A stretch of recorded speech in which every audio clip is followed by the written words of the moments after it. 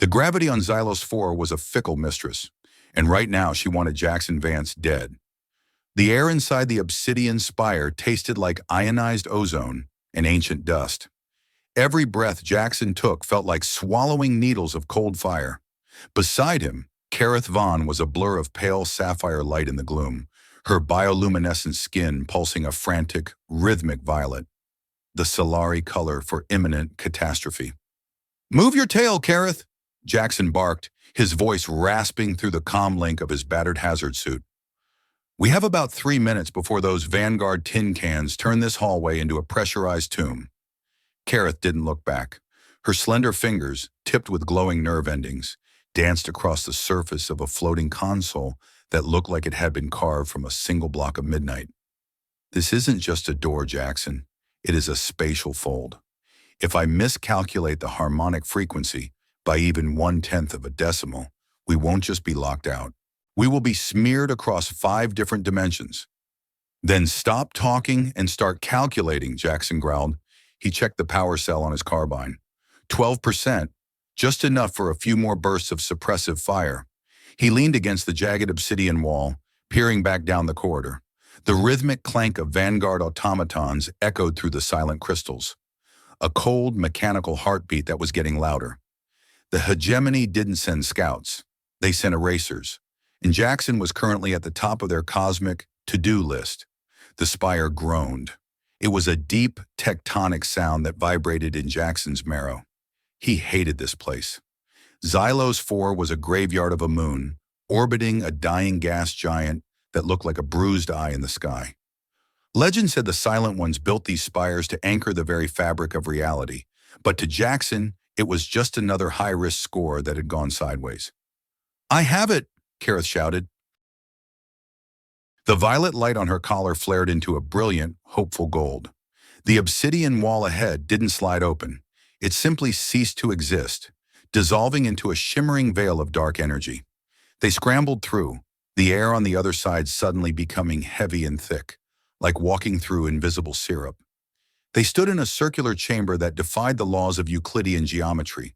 The ceiling disappeared into an infinite upward spiral of stars, and at the center of the room, floating in a pool of liquid shadow, was the Ebon-Sliver. It didn't look like a sword. Not yet. It was a jagged shard of shifting matter, pulsing with a low-frequency hum that made Jaxen's teeth ache. "Is that it?" Jaxen asked, lowering his carbine. "All this smoke and mirrors for a piece of floating glass?" Kareth stepped toward the pool, her eyes wide with a mixture of reverence and scientific hunger. "It is not glass, you thick-headed human. It is a localized singularity bound by a containment field. The hegemony has spent 3 centuries and lost 10,000 researchers trying to stabilize a fraction of this power." The chamber shuddered. A heavy thud struck the veil behind them. The Vanguard had arrived. A red laser grid began to map the darkness of the doorway as the machines started their breaching sequence. "Check the exit, Kareth," Jaxen yelled, bringing his weapon up. "There is no exit," she cried, her skin flashing a panicked, strobing white. The gate was one way. "Jaxen, we are trapped." Jaxen looked at the Ebon-Sliver. He looked at the red lasers cutting through the veil. He felt the weight of his 32 years, years of running, stealing, and fighting for scraps in a galaxy that didn't want him. He didn't think about the legends. He didn't think about the warning labels or the death to all who touch prophecies. He just knew he wasn't going to die in a dark room at the end of the universe. He holstered his carbine and stepped toward the pool of shadow. "Jaxen, no!" Kareth screamed. "Your molecular structure will be torn apart. No biological entity has ever..." Jaxen plunged his hand into the liquid shadow. It felt like sticking his arm into a hive of frozen hornets.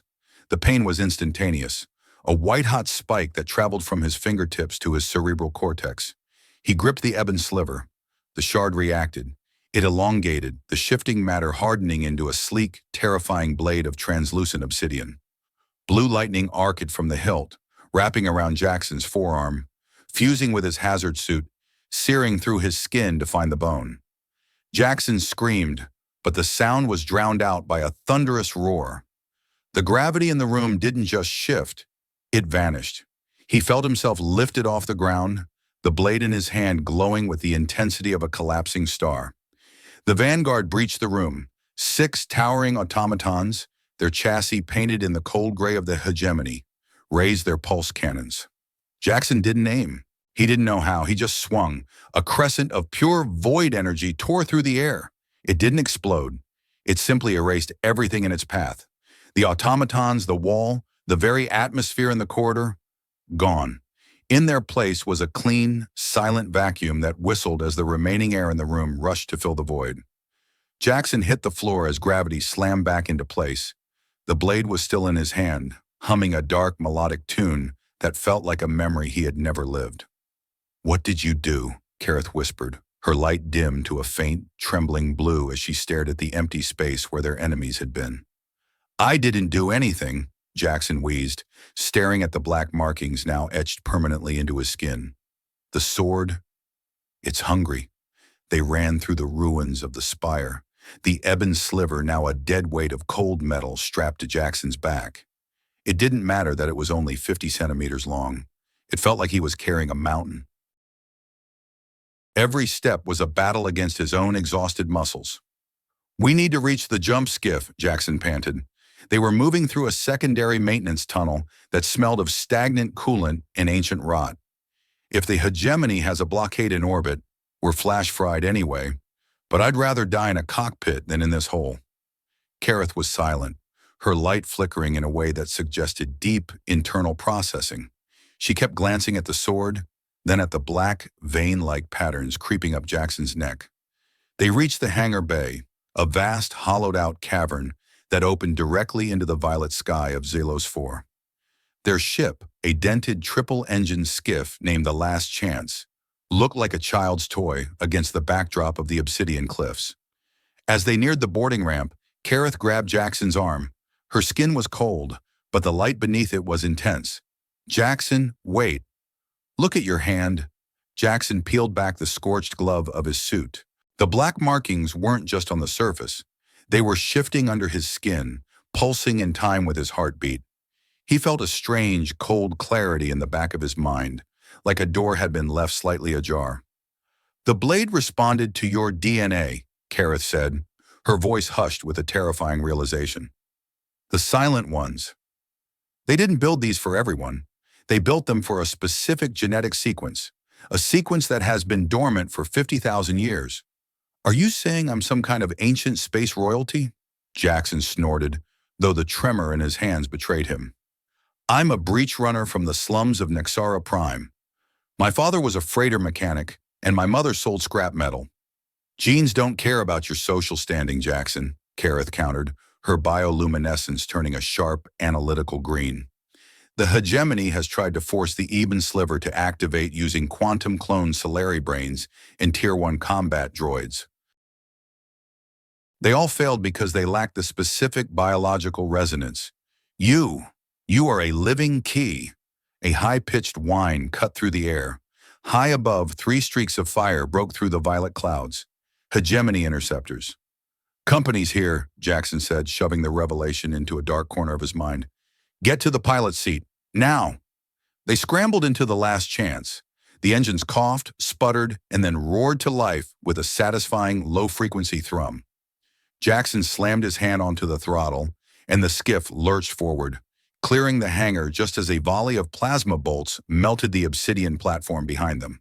"Hold on!" Jaxen shouted, pulling the craft into a vertical climb. The sky of Xelos 4 was a chaotic mess of electromagnetic storms and debris. Jaxen pushed the engines to 110%, the hull of the skiff screaming under the atmospheric pressure. Behind them, the interceptors were closing the gap, their sleek, needle-like shapes cutting through the clouds with predatory grace. "Targeting lock," Kareth cried. "They're going for a hard kill." Jaxen gritted his teeth. He felt the Ebon-Sliver on his back vibrate. That cold door in his mind opened wider. Suddenly, he wasn't just seeing the HUD of the ship. He was seeing the flow of energy in the air, the heat signatures of the interceptors, the exact trajectory of their incoming fire. He didn't think. He acted. He banked the skiff into a terrifyingly tight roll, the G-force threatening to crush his lungs. A plasma bolt missed them by less than 2 meters, illuminating the cockpit in a blinding white glare. Kareth, I need you to bypass the safety protocols on the rear thrusters, Jaxen ordered. We need a burst of 3,000 degrees for at least 5 seconds. That will melt the stabilizer fins, she argued. Just do it, or we won't have a ship left to stabilize. Kareth's hands blurred over the controls. Her skin turned a fierce, defiant orange. Redirecting power. Now! The last chance shuddered as the engines bypassed their limiters. A tail of blue flame erupted from the rear, pushing them forward with a force that made Jaxen's vision blur at the edges. The interceptors, caught in the sudden thermal wake, wobbled as their sensors were blinded by the heat. Jaxen used the momentary distraction to dive into a deep crystalline canyon, weaving between the jagged pillars of stone. Here the radar interference was massive, a natural cloak against the hegemony's tracking systems. He leveled the ship out, his breath coming in ragged gasps. For a moment, it was quiet, save for the hum of the life support system. "You're a hull-crack pilot, Vance," Kareth whispered, her light fading back to a gentle sapphire. "No one should have been able to make that turn." "It wasn't me," Jaxen said, his voice low. He reached back and touched the hilt of the sword. It was cold, yet it felt more alive than the ship. "It showed me where to go." Kareth watched him, her expression a mix of fear and wonder. "If you can communicate with the sliver, then the hegemony will never stop. They won't just want the artifact anymore. They will want you, dissected, analyzed, and harvested." Jaxen looked out at the stars beginning to peek through the thinning atmosphere. "I've been running my whole life, Kareth. Only difference now is the stakes." He felt the markings on his neck itch. Somewhere, deep in the dark of space, he felt a presence. Something vast, ancient, and hungry. It was watching, it was waiting, and it knew he had the key. "We need to disappear," Jaxen said, his eyes hardening. "Find us a route to the Grey Sanctuary. It's time to see if those old rumors about the Void Stalkers are true." Kareth nodded, her fingers already back on the navcom. "But Jaxen, if we go there, if we awaken the rest of the network, there is no turning back. You won't just be a thief anymore." Jaxen gripped the flight stick, the black veins under his skin pulsing with a dark, forbidden power. "I stopped being a thief the second I touched that blade. Now I'm just a man trying to make sure the wrong people don't end the world." As the last chance broke orbit and vanished into the velvet black of the void, the Ebon-Sliver hummed a single resonant note, a promise of a war that had been waiting 50,000 years to finish. The silence inside the cockpit of the last chance was thick enough to choke a man. Outside the reinforced viewport, the Kalos asteroid belt loomed like a sea of jagged teeth, lit only by the dying amber glow of a distant sun. Millions of rocks, ranging from the size of a pebble to the mass of a continent, tumbled in a chaotic dance of gravity and inertia. It was a navigator's nightmare and a smuggler's only prayer. Jaxen leaned back in his pilot's chair, his fingers twitching rhythmically against the flight stick. The black veins on his arm were no longer just a visual mark. They were humming. It was a vibration that lived beneath his skin, a low-frequency thrum that resonated with the Ebon-Sliver strapped to the bulkhead behind him. Every time he closed his eyes, he didn't see the safety of the void. He saw a city of glass being consumed by shadow. He saw ships the size of moons falling from the sky like burning autumn leaves. He felt a hand on his shoulder, cool, steady, and faintly luminous. "Jaxen, your heart rate is spiking to 140 beats per minute," Kareth said softly. Her skin was a pale, concerned lavender. "You haven't slept since we left Xylos 4. That was 16 hours ago." "I'm fine, Kareth," Jaxen rasped. His throat felt like it had been scrubbed with industrial sand. "Just keeping us out of the hegemony's long-range scanners. They've got eyes on every major jump point. We stay in the debris. We stay alive." "You're lying," she countered, moving to stand beside him. The Sylari were built for empathy, and right now she was absorbing his agitation like a sponge. "It's the artifact. It's talking to you, isn't it?" Jaxen let out a harsh, dry laugh. "Talking? No, it doesn't use words. It's more like a broadcast. A million memories playing at the same time, all of them screaming. It wants something, Kareth. It's not just sitting there. It's looking for a way home." Kareth looked at the bulkhead, where the sword was secured. I ran a deep tissue scan while you were checking the fuel lines. Those markings on your arm aren't just scars. They are neural conductive pathways. The Ebon-Sliver is rewriting your nervous system to act as a bridge. It's using your biological electricity to maintain its own containment field. So I'm a battery now? Jaxen asked, his voice dripping with bitterness. Great. Another stellar career move for Jaxen Vance? It's more complex than that, she said, her light shifting to a thoughtful, deep indigo. The Silent Ones were masters of synthesis. They believed that pure technology was sterile and pure biology was chaotic. They sought a middle ground. The Ebon-Sliver is a weapon, yes, but it is also a repository. It contains the collective tactical consciousness of a civilization that vanished 50,000 years ago. If it chose you, it means your specific DNA sequence has the resilience to handle the feedback. Jaxen turned to look at her, his eyes bloodshot and weary. And what if I don't want to handle it? What if I just want to drop this damn thing in the nearest black hole and go back to being a two-bit thief who doesn't have the fate of the galaxy itching under his skin? Kareth's expression softened, her hand sliding down his arm to grip his hand. The touch was electric, literally. A spark of blue energy jumped between them, and for a split second, Jaxen didn't see the cockpit.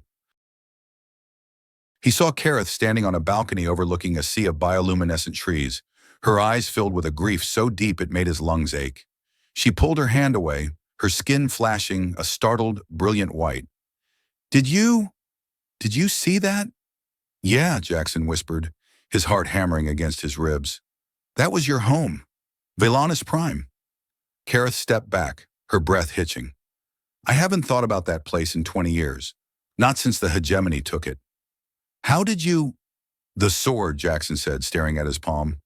It didn't just connect me to the Silent Ones. It's connecting me to everything. It's a bridge, Kareth, and I think we're both standing in the middle of it. Before she could respond, the ship's proximity alarm began to wail. A red light strobed across the cockpit, casting jagged shadows against the glass. Sit rep, Jaxen barked, his soldier's instincts snapping into place. Kareth lunged for the sensor array.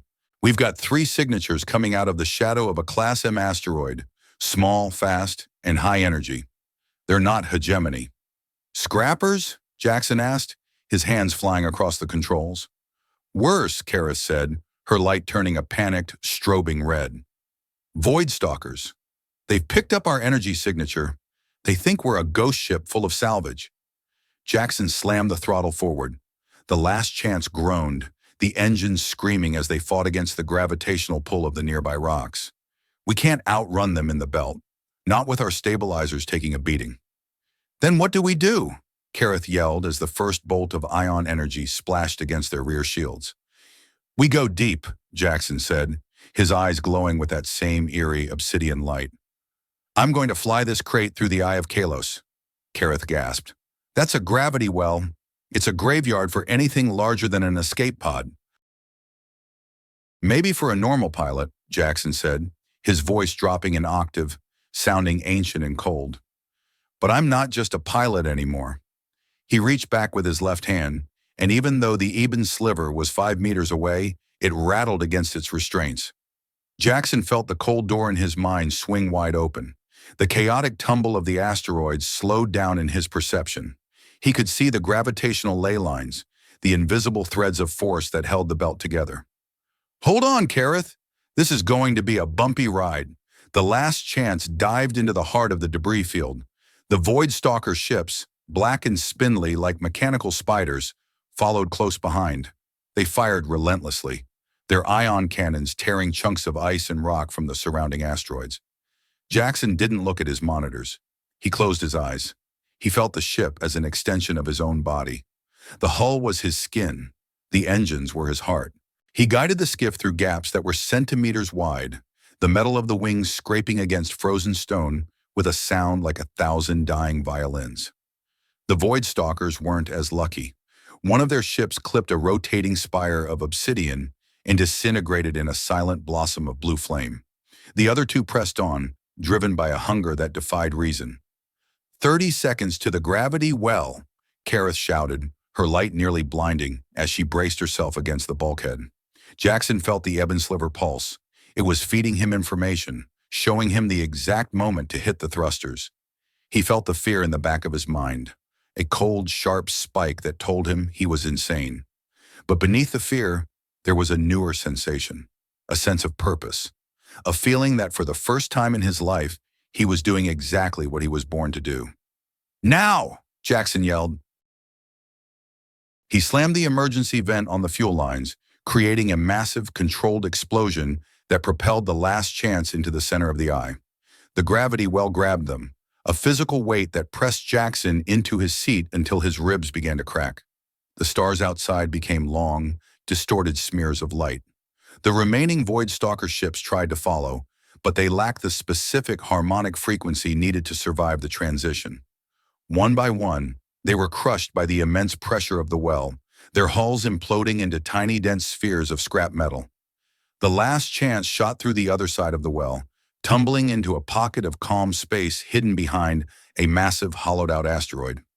Jaxen fought the controls, bringing the ship into a stabilized drift.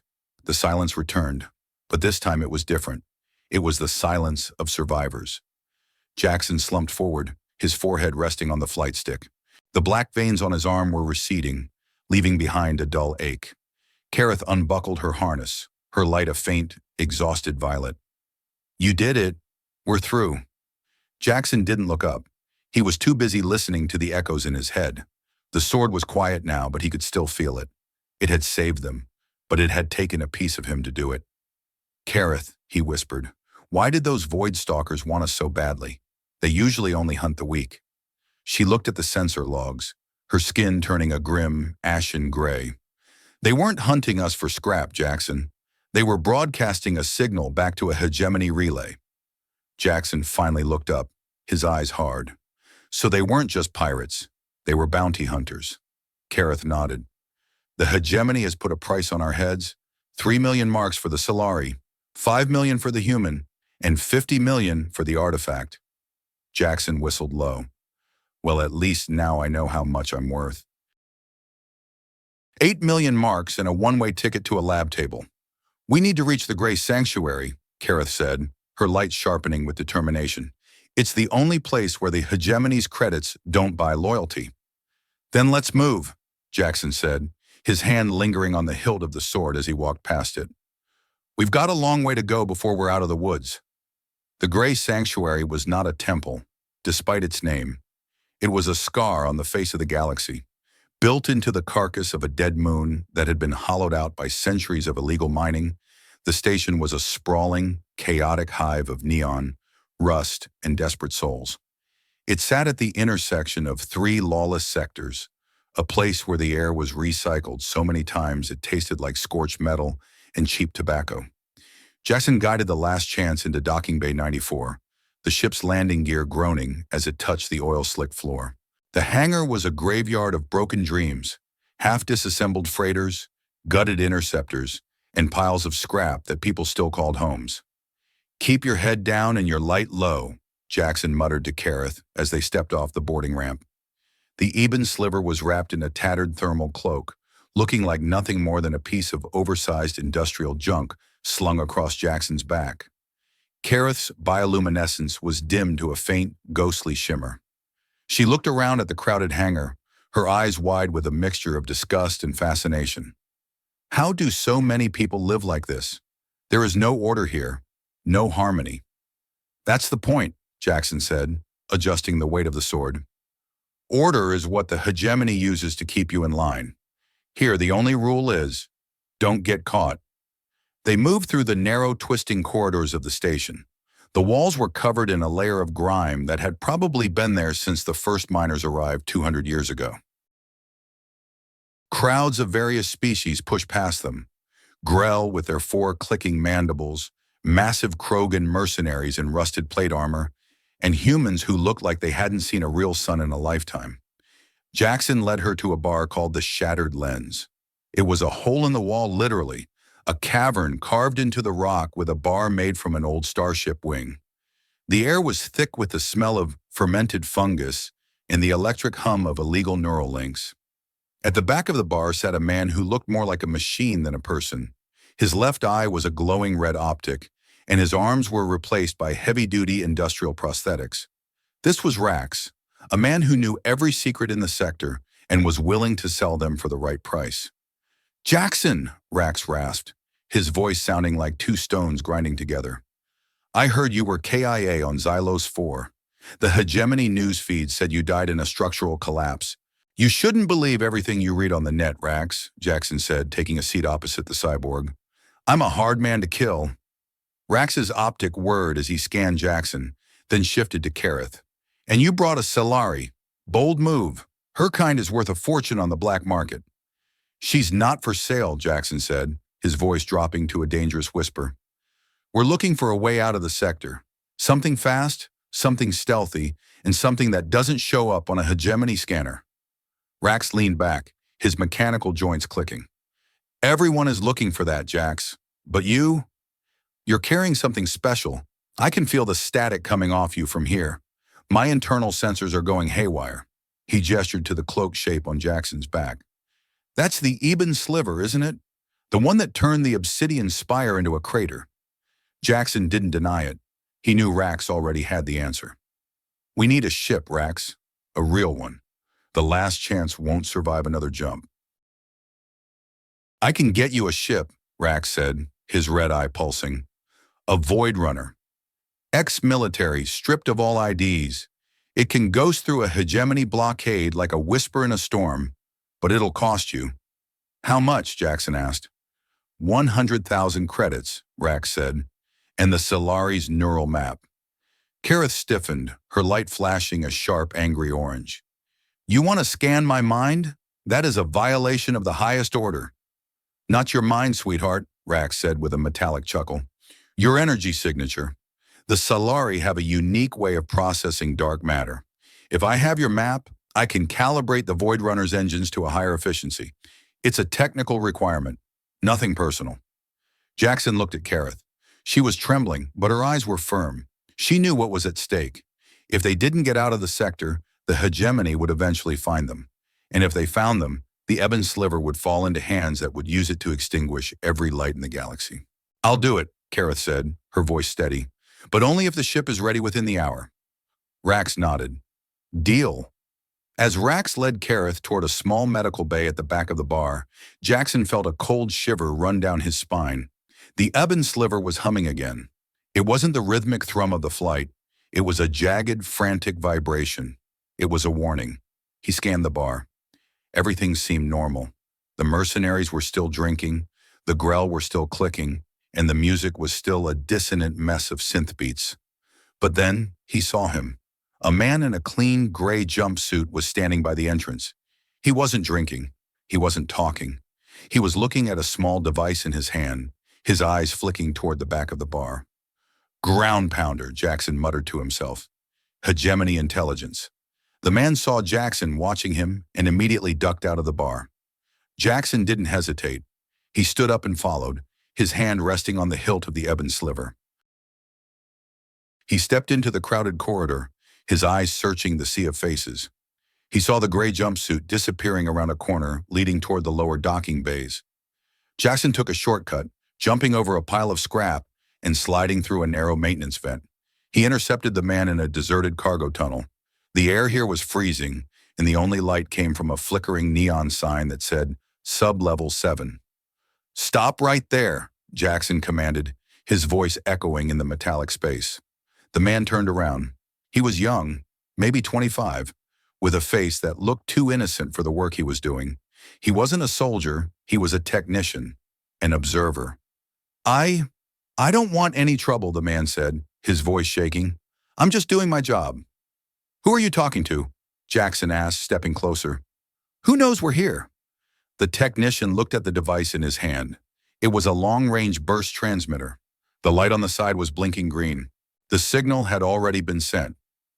"Everyone," the man whispered. "The hegemony. They have a mole on the station.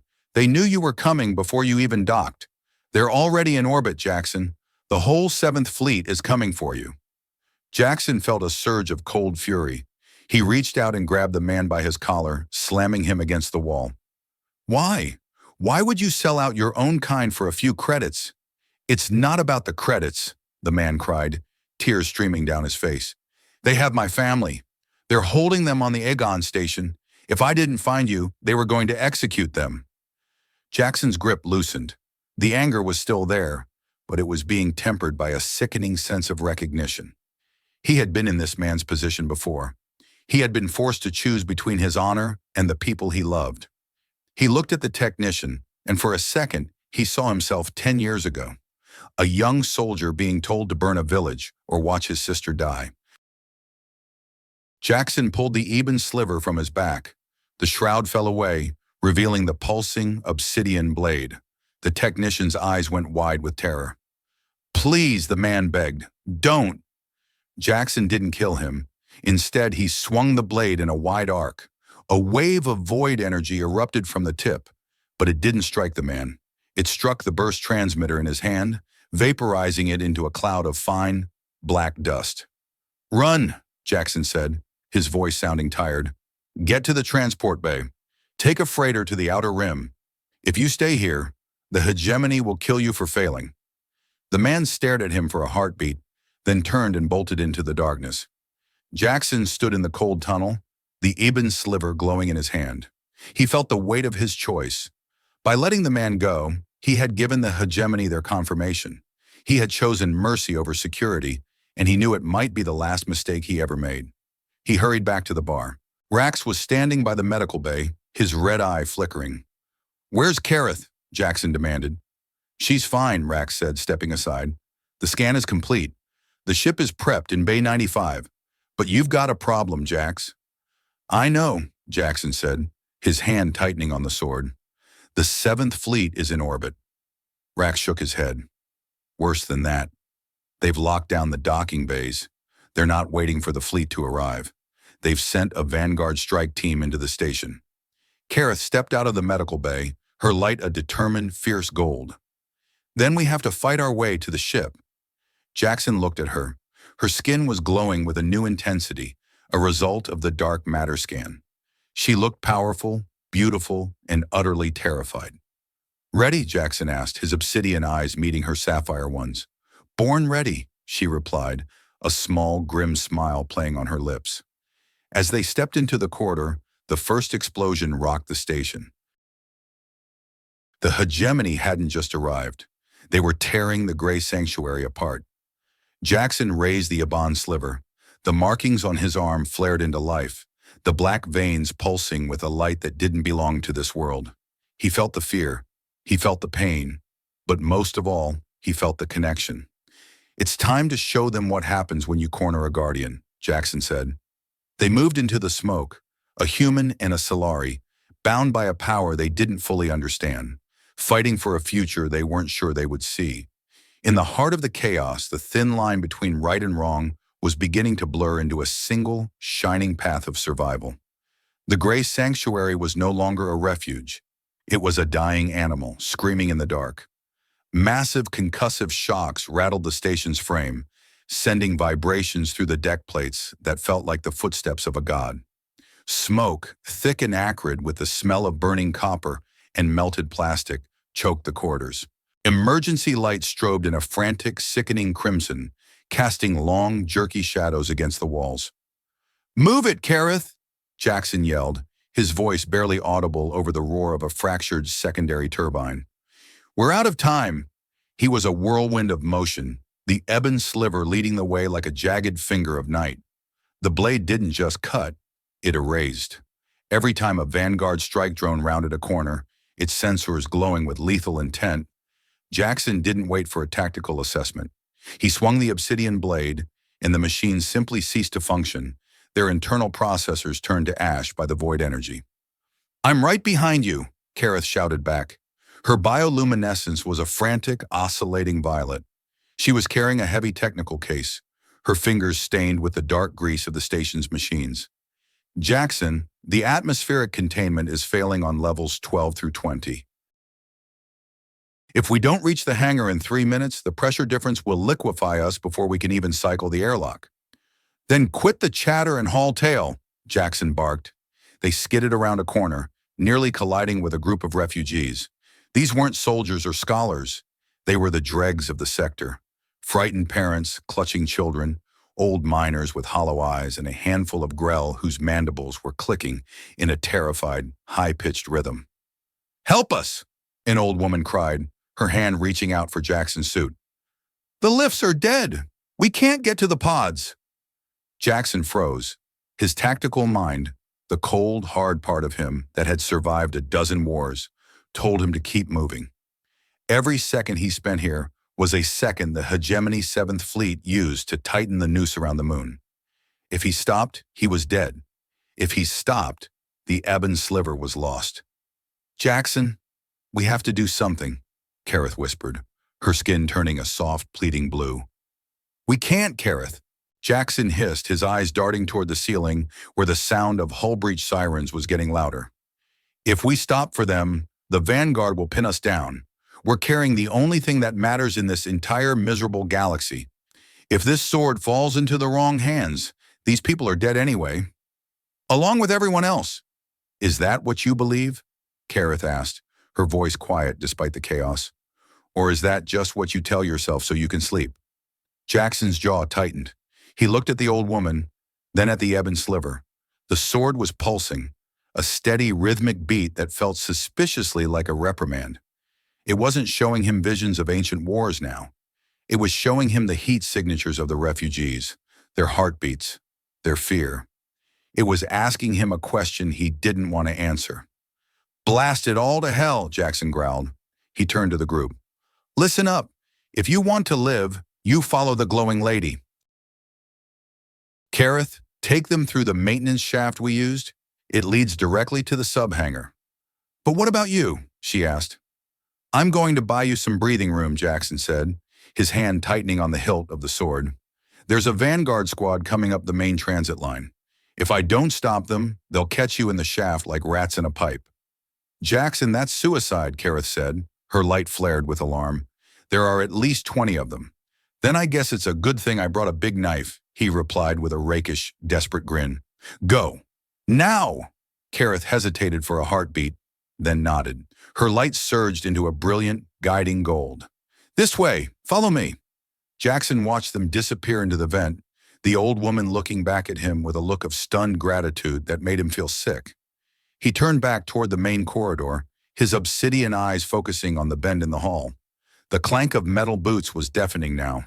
The Vanguard strike team emerged from the smoke, 20 towering bipedal machines, their chassis reinforced with heavy-duty plating, their pulse rifles already hummed with energy. Target identified, the lead machine droned, its voice a synthesized monotone. Species human, subject Jaxen Vance. Threat level extremist. "Come and get it, you overgrown scrap heaps," Jaxen roared. He didn't hide. He didn't take cover. He ran straight at them. The Ebon-Sliver exploded into life. It wasn't just a blade anymore. It was an extension of Jaxen's will. He felt the ancient knowledge of the Silent Ones flowing into his muscles, parries that defied physics, strikes that moved faster than the machine's optical sensors could track. He was a blur of black shadow and blue lightning. He sliced through a Vanguard's arm, the metal parting like warm butter. He spun, his boot connecting with the chest plate of another, sending the 400-kilogram machine flying into its comrades. The air was filled with the sound of snapping metal and the hiss of escaping hydraulic fluid. Jaxen took a hit to his shoulder, a glancing blow from a pulse bolt that melted his suit and seared his flesh. He didn't feel the pain. The sword was feeding him adrenaline, or something much older and more potent. He was the Guardian. He was the wall. He reached the center of the squad, and for a second, time seemed to stop. He could see every line of code in their systems, every flaw in their construction.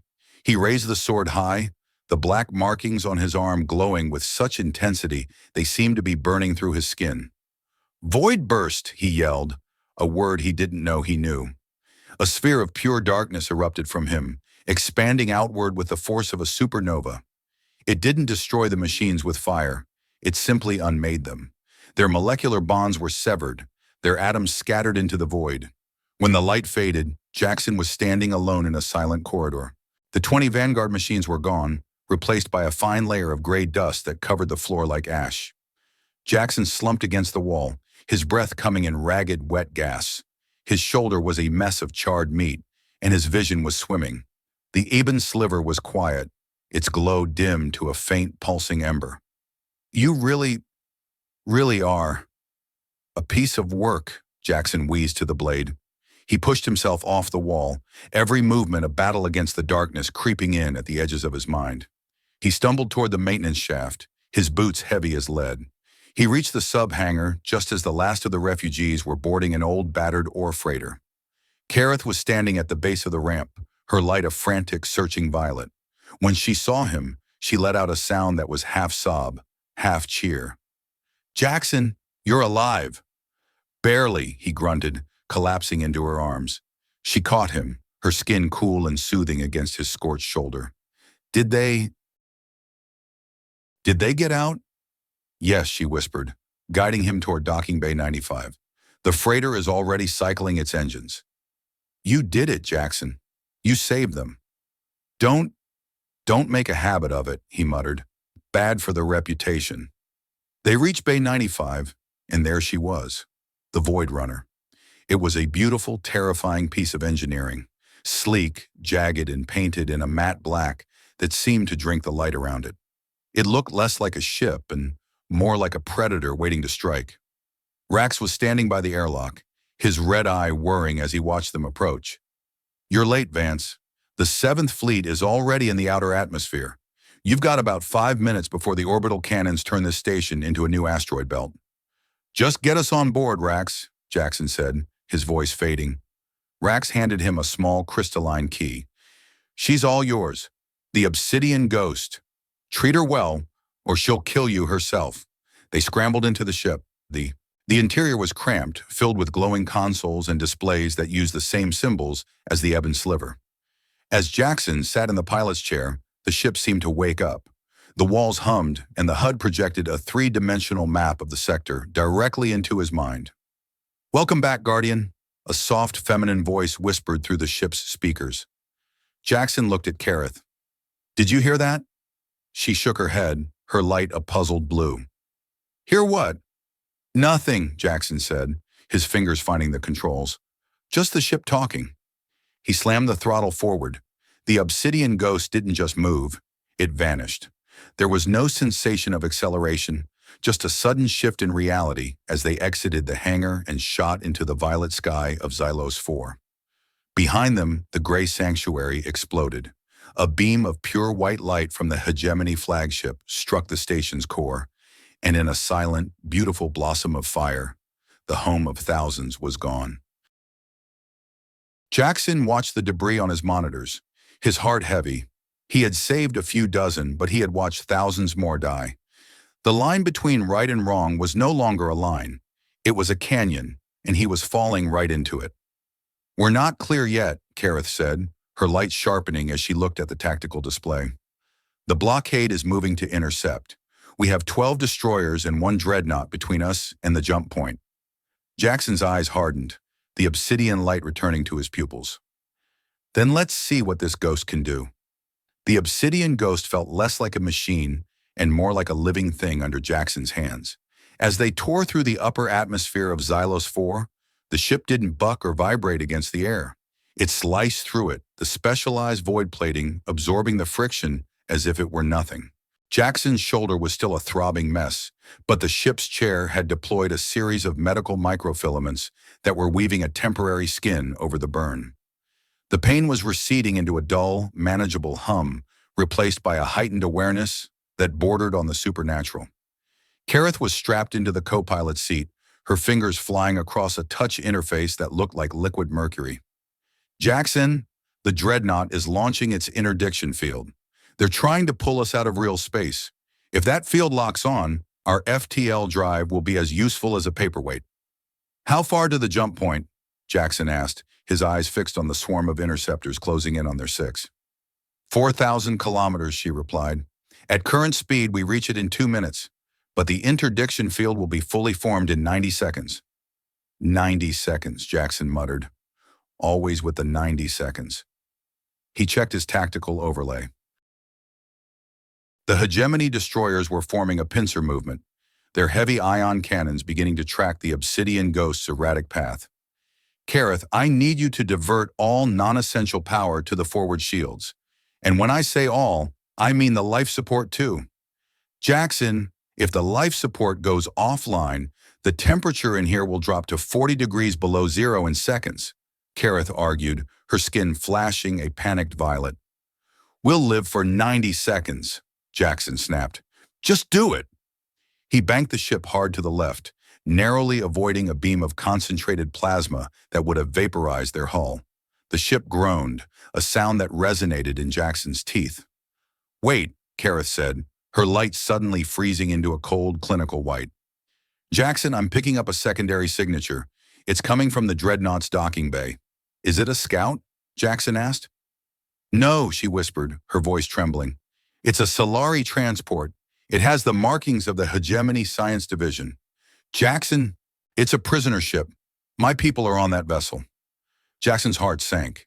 He looked at the sensor feed.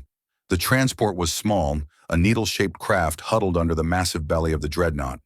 It was being used as a biological shield, positioned exactly where the obsidian ghost would have to fire to disrupt the interdiction field. The Hegemony, Jaxen spat. Those sons of scappers. They knew you were with me. They're using your own people as a barricade. We have to save them, Kareth said, her light turning a desperate, pleading orange. Jaxen, my sisters are on that ship. My mother. Kareth, look at the timer, Jaxen yelled, gesturing to the red digits counting down on the HUD. 60 seconds until the field is locked. If we deviate to save that transport, we miss the jump. We'll be trapped here, and they'll have the sword in the ship. But they're innocent, Kareth cried, her hand grabbing his arm. How can we save the galaxy if we're willing to let them die? What kind of protectors are we? Jaxen looked at her, and for a moment, he wasn't seeing the warrior scholar who had helped him survive the spire. He was seeing a daughter, a sister, a woman who had lost everything and was being asked to lose even more. The Ebon-Sliver, still strapped to the bulkhead behind them, began to pulse with a deep, mournful violet. It wasn't the sound of war. It was the sound of a heartbeat, slow and heavy. Jaxen looked at the countdown. 50 seconds. He looked at the prisoner ship. He thought about the old woman in the sanctuary.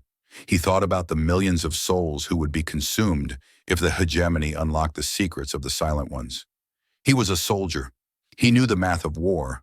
100 lives versus 1 billion. It was a simple equation. But Jaxen Vance was tired of equations. He slammed his fist against the console, overriding the navigation computer. Kareth, get on the secondary cannon.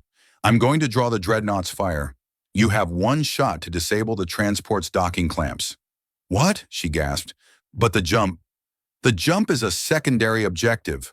Jaxen roared, his eyes blazing with a fierce, human light. We're doing this. He pulled the obsidian ghost into a sharp, suicidal dive toward the Dreadnought. The Hegemony destroyers, confused by the sudden change in tactics, scrambled to adjust their firing arcs. Jaxen pushed the ship's engines beyond their safety limits. The obsidian ghost screamed, a sound of pure mechanical agony, as it raced toward the belly of the beast. Targeting the clamps, Kareth shouted, her light turning a fierce, focused gold. The Dreadnought's point defense cannons opened fire, a curtain of lead and energy that filled the space between them. Jaxen wove the ship through the storm, the Ebon-Sliver's energy flowing through the hull, creating a flickering, translucent shield of void matter.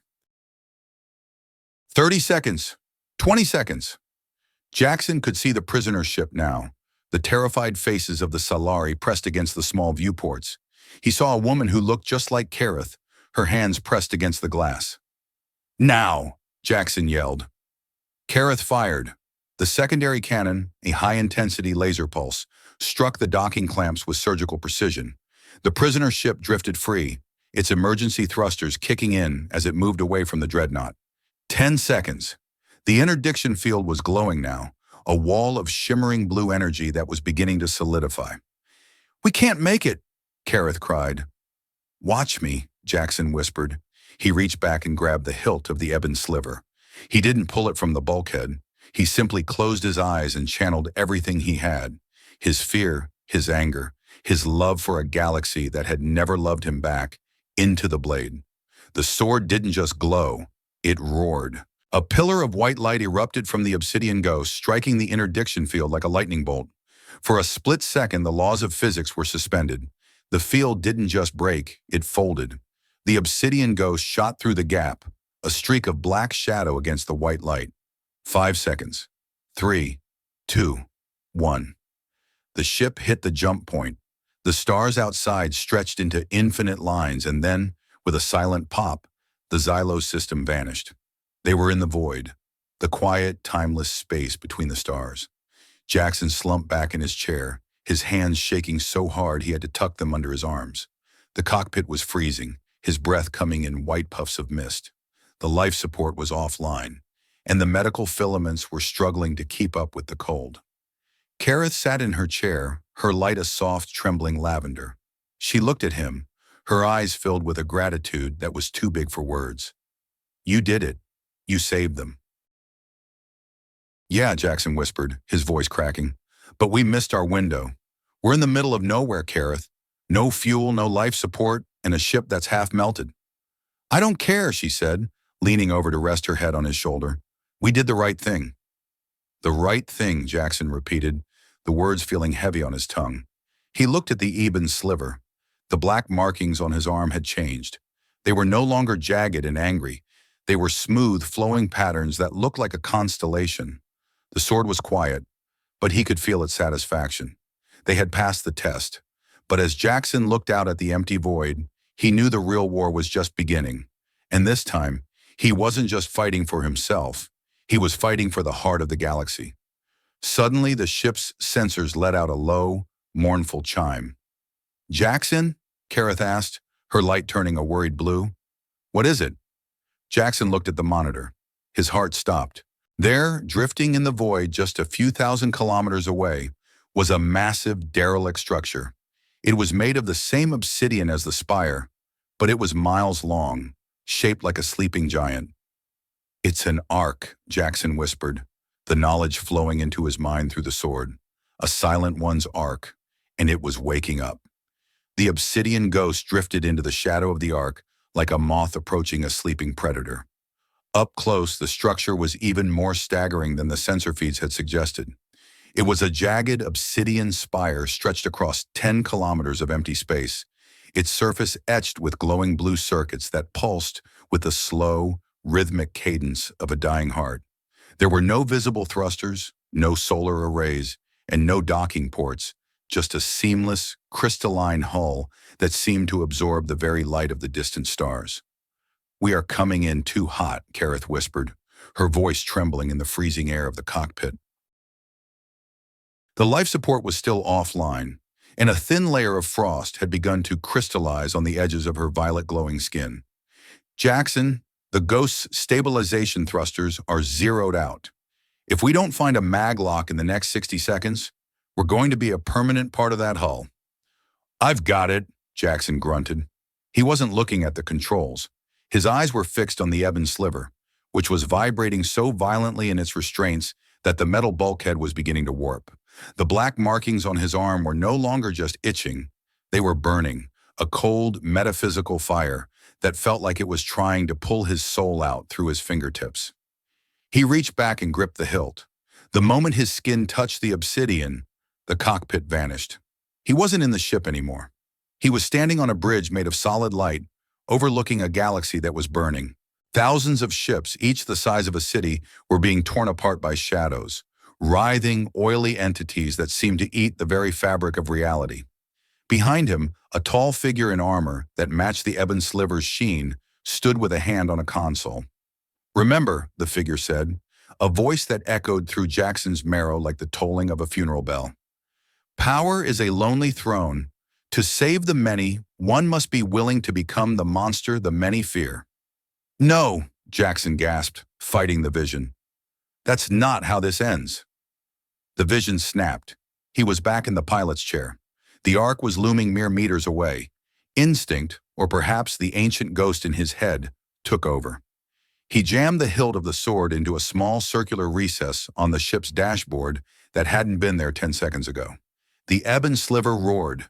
A beam of white energy erupted from the ship's nose, striking the ark. Instead of an explosion, The hull of the massive structure rippled like water. A circular aperture opened, pulling the obsidian ghost inside with a gentle gravitational tug. They drifted into a hangar that was large enough to house a planetary fleet. Rows upon rows of sleek, needle-shaped interceptors sat in silent formation, their hulls pristine and untouched by time. The air in the hangar was suddenly there, thick, pressurized, and smelling of ancient pine needles and ozone. Jaxen slumped forward, the sword falling from the console. The black veins on his arm receded, leaving him shivering and covered in a cold sweat. Kareth scrambled out of her seat, her light turning a frantic, relieved gold as the ship's internal temperature began to rise. Jaxen, look at the sensors. The life support is back at 100%. The ship it's being repaired. Nanites, Jaxen muttered, his voice a ghost of its former self. The Ark is treating us like a stray cat it decided to fix up. He climbed out of the chair, his legs feeling like they were made of wet sand. He grabbed the Ebon-Sliver and slung it over his shoulder. We need to find the core. If we can jump this Ark out of here before the 7th Fleet tracks our ghost trail, we might actually have a chance. Kareth followed him to the airlock, her light dimming to a cautious lavender. Jaxen, this place, it feels like a tomb. It's not just empty. It's waiting. The airlock hissed open. They stepped out onto a floor that felt like polished glass. As they walked, the floor beneath their feet illuminated, creating a path of soft blue light that led toward the center of the spire. They moved through halls that defied human architecture. The walls were hundreds of meters high, covered in holographic murals that depicted the history of the Silent Ones. Jaxen saw images of peace, of scientific wonder, and then the inevitable descent into war. He saw the creation of the Ebon-Sliver, not as a weapon of conquest, but as a final, desperate shield. They reached a chamber at the heart of the Ark.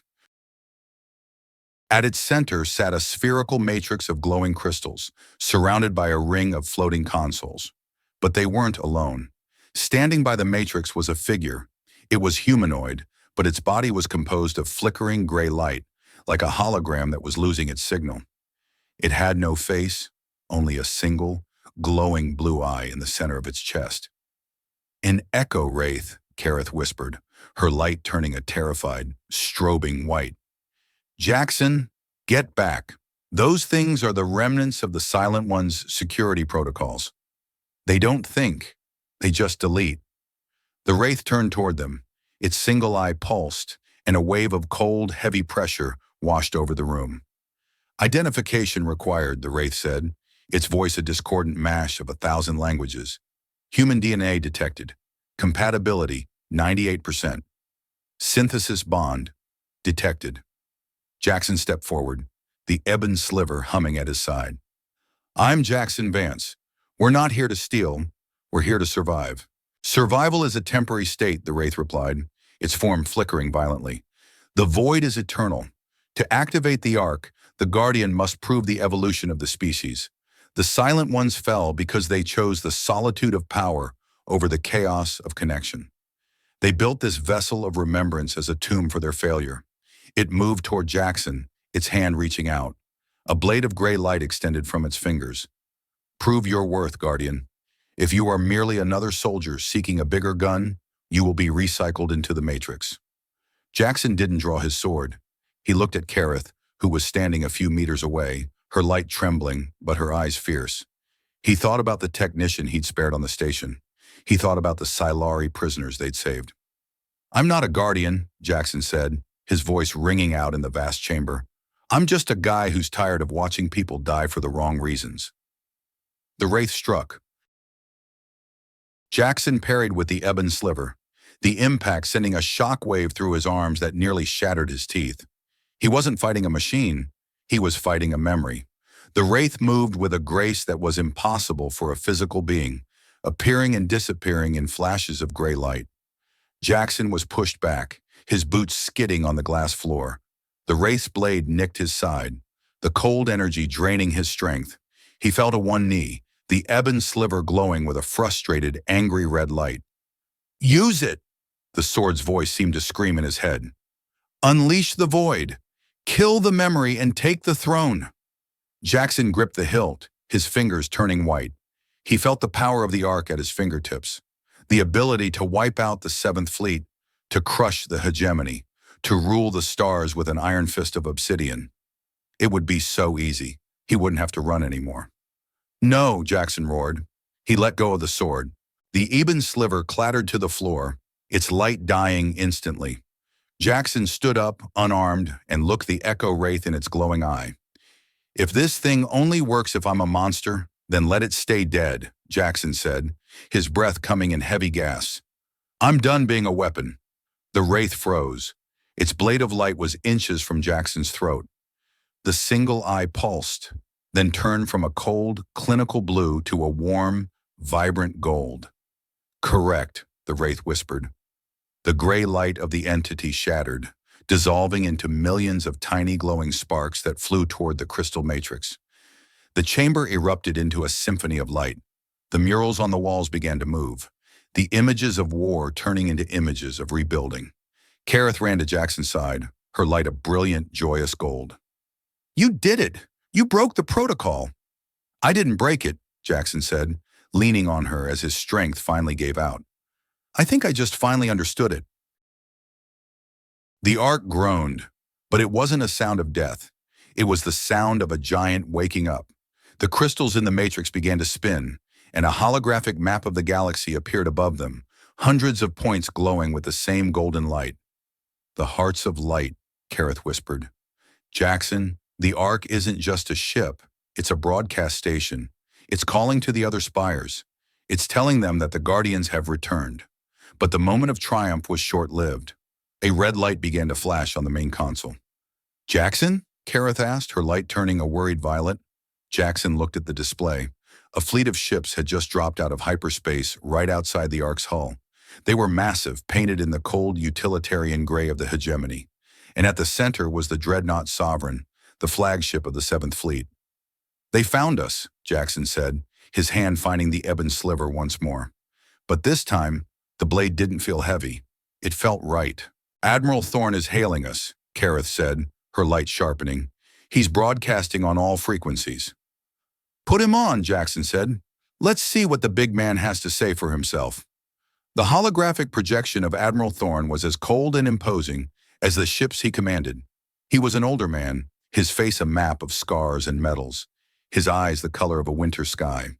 He stood on the bridge of the Sovereign, his hands clasped behind his back, looking down at Jaxen and Kareth as if they were ants under a microscope. Jaxen Vance, Thorn began, his voice a deep, cultured rumble. You have caused a significant amount of property damage to the hegemony. You have stolen a Tier 0 artifact, inciting a diplomatic crisis with the Sylari, and now you have trespassed upon a restricted archaeological site of immense danger. Restricted? Jaxen spat, wiping a smear of blood from his jaw. You mean the site you've been trying to crack for 100 years? We didn't trespass, Admiral. We were invited. Thorn's expression didn't change. You are in possession of technology that could destabilize the entire galactic order. The Ebon-Sliver is not a toy for a mercenary to play with. It is a tool of governance. It belongs in the hands of those who understand the burden of command. You mean it belongs in your hands, Jaxen countered, so you can use it to turn every independent system into a vassal state. I've seen what you do with tools of governance, Admiral. I've seen the Grey Sanctuary. The Sanctuary was a necessary casualty of war, Thorn said, his voice devoid of emotion. A hive of criminals and dissidents. Its loss is a small price to pay for the security of 1 billion citizens. Now you will power down the Ark's defenses and surrender the artifact. If you do not, I will be forced to open fire. Admiral, Kareth stepped forward, her light a fierce, defiant orange. This Ark is not a weapon. It is a repository of a civilization that realized, too late, that power without connection is a slow suicide. If you fire on this vessel, you are not just destroying technology. You are destroying the only thing that can protect this galaxy from what is coming. What is coming? Thorn asked, a hint of genuine curiosity breaking through his mask. The void, Jaxen said, the things the Silent Ones were actually afraid of. They're returning, Admiral, and your fleet won't be enough to stop them. Not unless we work together. Thorn stared at them for a long minute. For a second, Jaxen thought he saw a flicker of doubt in the old man's eyes. But then, the Admiral sighed, a sound of profound disappointment. You are a dreamer, Vance, and dreamers are dangerous. You leave me no choice. All ships, prepare for a full broadside. Target the central spire. The hologram vanished. Jaxen, Kareth cried. The Sovereign is charging its main ion cannon. One hit from that will shatter the crystal matrix. Jaxen turned to the console. He felt the Ebon-Sliver pulsing in rhythm with the Ark's core. He didn't feel the cold fire of the void anymore. He felt the warm, golden light of the Echo Wraith. Kareth, I need you to interface with the Matrix, Jaxen said, his hands moving across the controls with a speed that shouldn't have been possible. Use your energy signature to harmonize the crystals. We're not going to fight them. What are you talking about, she asked. They're going to blow us out of the sky. We're going to show them, Jaxen said. We're going to show them what they're actually fighting for. Kareth hesitated for a heartbeat, then nodded. She stepped into the center of the crystal matrix, her skin glowing with an intensity that filled the entire chamber. She reached out her hands and the sapphire light of her soul merged with the golden light of the Ark. The Sovereign fired. A beam of pure, white-hot energy erupted from the dreadnought's bow, traveling across the void to strike the Ark. But the explosion didn't happen. Instead of a shield, Jaxen had projected a resonance field. When the ion beam hit the Ark, the energy was absorbed and transformed. It wasn't destroyed, it was broadcast. A massive golden hologram erupted from the Ark, stretching across the entire sector. It was so bright it could be seen from the bridge of every ship in the hegemony fleet. It wasn't a mural of war. It was a projection of the people on the ships. Every soldier on the Sovereign, every technician on the destroyers, suddenly saw their own families, their own homes, their own dreams.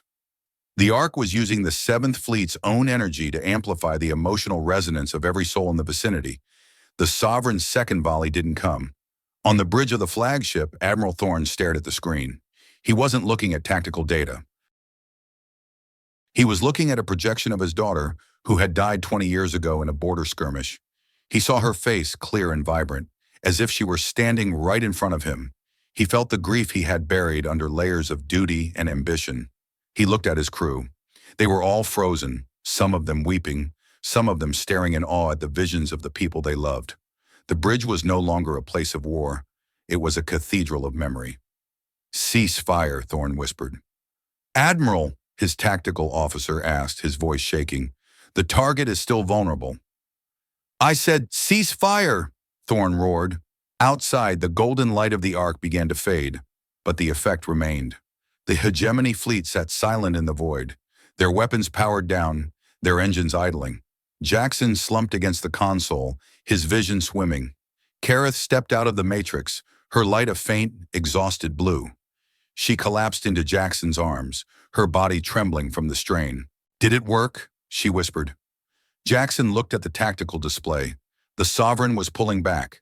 The destroyers were breaking formation. Yeah, he said, his voice thick with emotion. We showed them. But the silence was interrupted by a new alarm. This one was different. It wasn't a hegemony signal.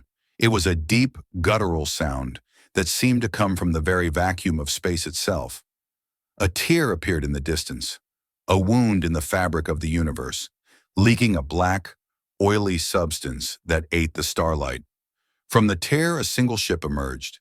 It was organic, shaped like a twisted, multi-limbed creature, its hull covered in shifting, lidless eyes. The void, Kareth whispered, her light turning a terrified ashen gray. Jaxen grabbed the Ebon-Sliver. He felt the blade grow cold again, but this time, he didn't fight the cold. He embraced it.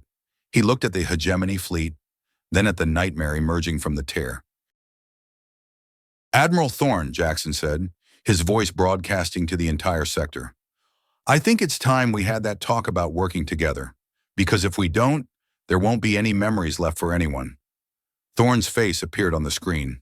He looked older, his eyes filled with a new, terrible understanding. Acknowledged, Vance. All ships, re-engage. But this time, we protect the Ark. The hegemony fleet turned, their guns no longer aimed at Jaxen, but at the darkness between the stars. Jaxen stood at the center of the bridge, the Ebon-Sliver glowing with a fierce, unified light. He was no longer just a thief, and he was no longer just a mercenary. He was a guardian. And for the first time in his life, he knew exactly what he was fighting for. The line between right and wrong had been thin, but they had crossed it together. And on the other side, they had found a light that no darkness could ever truly extinguish. The real war had begun, but this time they weren't alone. The Void Wraith did not move like a ship. It moved like a stroke of ink across a masterpiece, a jagged, multi-dimensional tear that made the air inside the Ark's bridge feel thin and metallic. Every time its lidless eyes blinked, a ripple of entropy washed across the sector, causing the stars to dim and the hegemony destroyers to flicker like dying candles. Admiral Thorne's voice crackled through the comlink, stripped of its usual arrogance. It sounded like a man speaking from the bottom of a very deep well. "Vance, our ion cannons are doing nothing. The projectiles are passing right through that thing. It's not matter. It's a lack of matter. My tactical officers are losing their minds. Half the crew on the Sovereign is curled into fetal positions, screaming about the end of time." "What are your orders?" Jaxen looked at the Ebon-Sliver. The blade was no longer black. It was a translucent gray, pulsing with a low, mournful hum. He felt the cold pressure of the Void Wraith pressing against his skull, 1,000 whispers telling him that struggle was futile, that the universe was a mistake destined to be erased. "Kareth," Jaxen said, his voice low and steady. He turned to her. Her bioluminescence had faded to a ghostly, translucent white. She looked like a candle in a gale. "How do we kill something that isn't there?" "It is there, Jaxen," Kareth whispered, her fingers trembling as she touched the crystal matrix. "But it exists on a different frequency of reality. It's like trying to touch a shadow with a sword. You can't hurt it unless you become the light that defines the shadow." She looked up at him, her sapphire eyes wide with a terrifying realization. The Ark isn't a weapon of destruction, it's a resonance chamber. It was designed to harmonize the psychic and physical energies of different species. The Silent Ones knew that the void could only be repelled by the one thing it cannot comprehend, the complexity of a shared existence.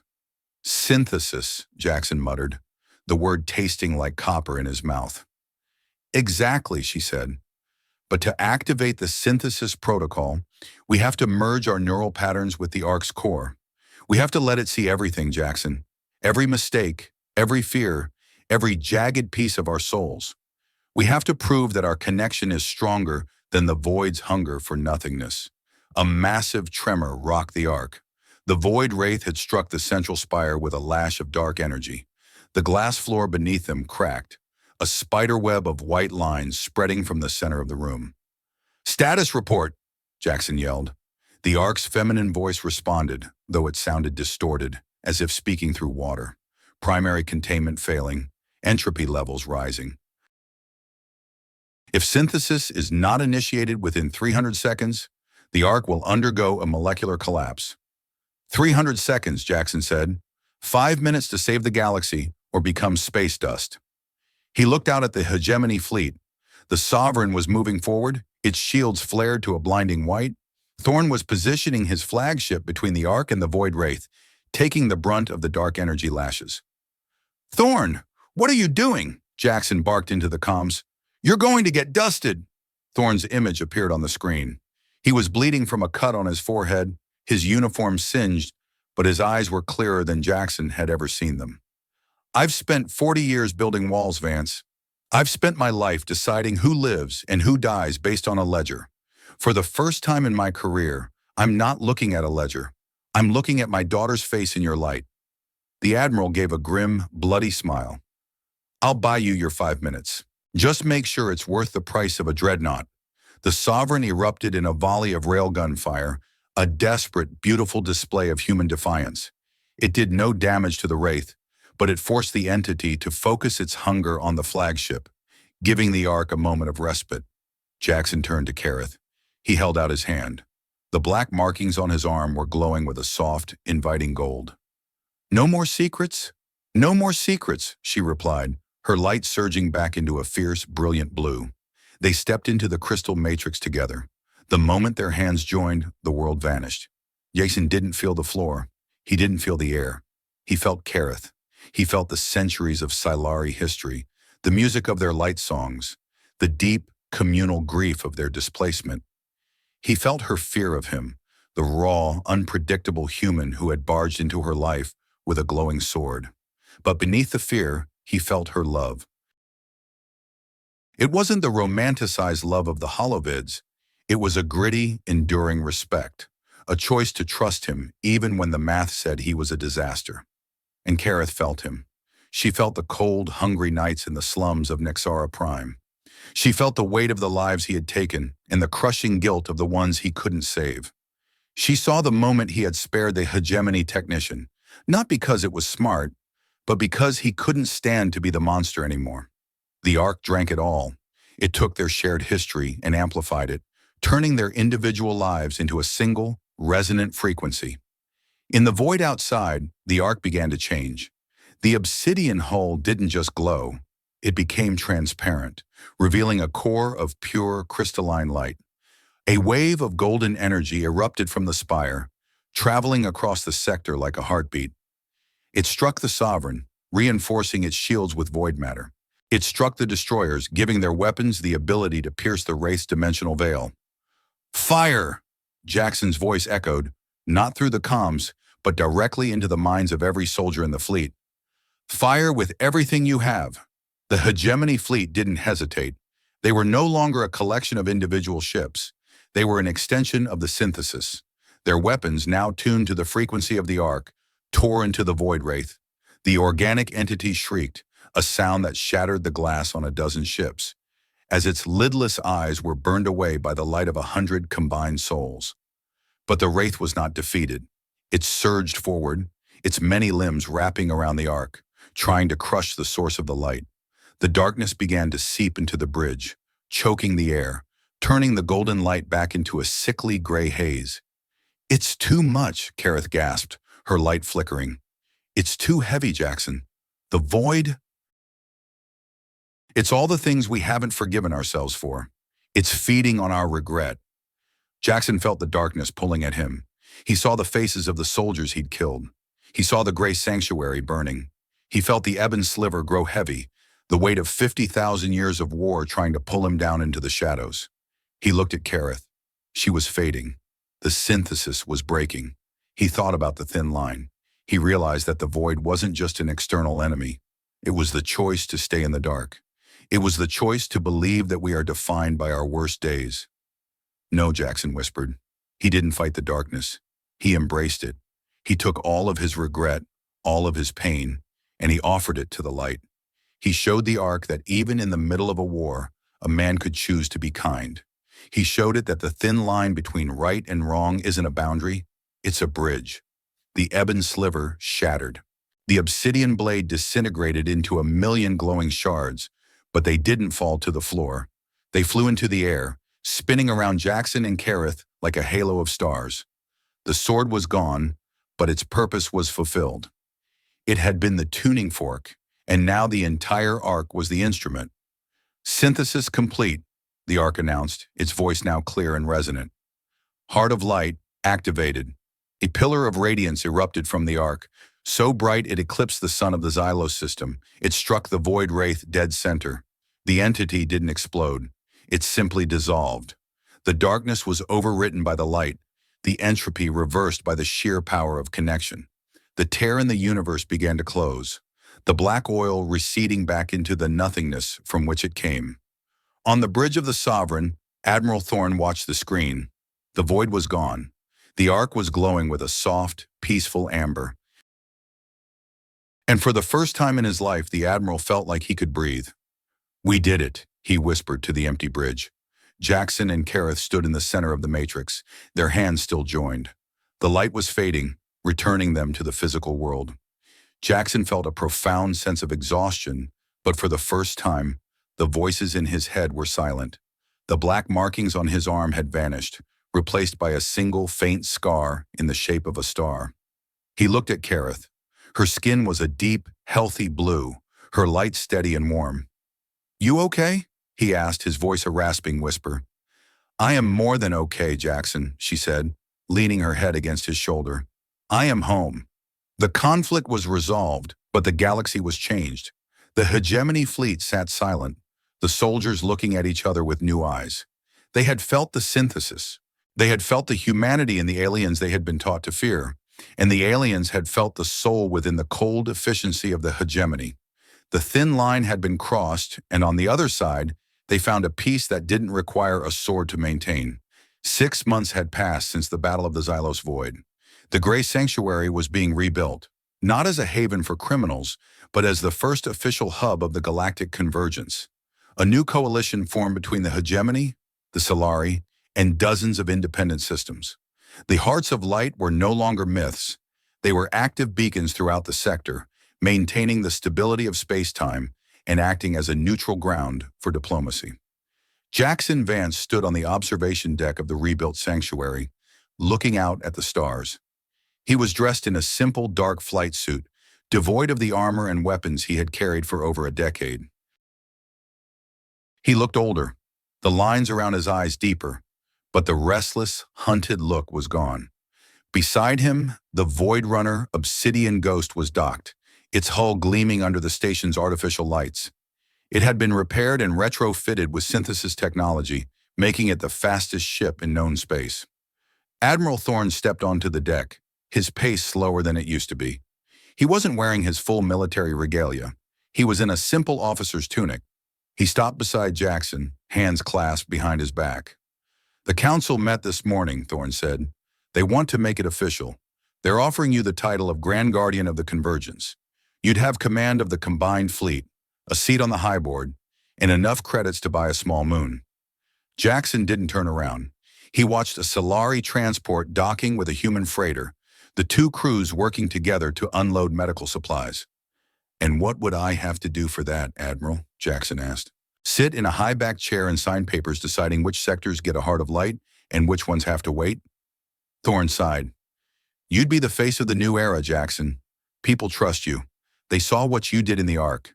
They want to know that someone who understands the stakes is at the helm." "That's the problem, Admiral," Jaxen said, finally turning to face him. "I do understand the stakes, and the last thing this galaxy needs is another man sitting on a throne, telling everyone what the right thing to do is. Power is a trap. I spent half my life running from it, and the other half almost being consumed by it." He looked at his hand, where the star-shaped scar remained. "The Ebon-Sliver taught me that the moment you think you're the only one who can save the world, you're already halfway to destroying it. The synthesis only worked because we did it together. If I take that job, it becomes about me, and it shouldn't be about me." "So you're just going to leave?" Thorne asked, a hint of genuine sadness in his voice. "I'm going to do what I do best," Jaxen said, a small, genuine smile playing on his lips. "I'm going to run. But this time, I'm running to things, not from them. There are still thousands of people out there who are lost in the dark between the beacons. They don't need a Grand Guardian. They need a guy with a fast ship and a willing hand." A soft blue light filled the corridor. Kareth stepped onto the deck, her skin glowing a warm, contented sapphire. She was carrying 2 travel packs and a data pad filled with star charts. "The engines are primed, Jaxen," she said, her eyes twinkling with mischief. "And I've recalibrated the sensors. We can detect a distress signal from 3 sectors away now." Thorne looked between the two of them and realized that his persuasion was useless. "You're both insane. You could have everything, and you're choosing to be nomads in a galaxy that's still half broken." "Maybe," Jaxen said, clapping the Admiral on the shoulder, "but it's a good kind of broken. It's the kind you can fix." As Thorne watched, the two of them walked toward the Obsidian Ghost. They moved with a synchronized grace, a human and a Sylari who had found a way to bridge the impossible. Jaxen stopped at the top of the boarding ramp. He looked back at the station, at the thousands of souls moving through its halls. Different colors, different shapes, different histories, all of them trying to find a way to live together on the thin line of existence. "I spent most of my life thinking the world was made of walls. You were either inside or you were out. You were a soldier or you were a target. You were right or you were dead. I carried that Ebon-Sliver like it was the answer to every question, thinking that if I just had enough power, I could finally stop being afraid. But looking back at the obsidian dust on Xylos 4, I realize I was wrong. The sword wasn't the answer, it was the test. It waited 50,000 years for someone to realize that you don't use a key to hit people. You use it to open doors. I'm not the man I was when I broke into that spire. Back then, I thought mercy was a weakness and connection was a liability. Now I see that they're the only things that actually keep the void at bay. We all walk a thin line every day. We choose to be a little kinder or a little colder. We choose to listen or we choose to scream. I used to think my humanity was a burden, a mess of emotions that got in the way of the mission. But Karith showed me that our mess is our strength. It's the one thing that darkness can't replicate. We're flawed, we're stubborn, and we're loud, but we're here. And as long as we keep reaching across that line to hold someone else's hand, the stars will keep burning. I don't need a sword to be a guardian. I just need to remember that no one survives the void alone. The obsidian ghost detached from the station, its engines glowing with a soft, amber light. It didn't jump immediately. It hovered for a moment, a small black speck against the backdrop of a million stars. Jaxen sat in the pilot's chair, his hand resting lightly on the controls. Karith was beside him, her light reflecting in the glass of the viewport. They weren't looking at a map of a kingdom or a chart of a conquest. They were looking at a galaxy full of possibilities. I spent so long drawing lines in the dirt, trying to figure out who was the hero and who was the villain, only to realize that the most important line is the one we refuse to cross. I wonder in your own life, what is the line you've drawn between yourself and the people you don't understand? What would happen if just for a moment you stepped over it? Jaxen smiled, a look of pure, unburdened peace. He pushed the throttle forward, and the ship vanished into the velvet black, leaving behind a trail of golden stardust that lingered long after they were gone. A single star flared bright in the distance, a silent promise kept.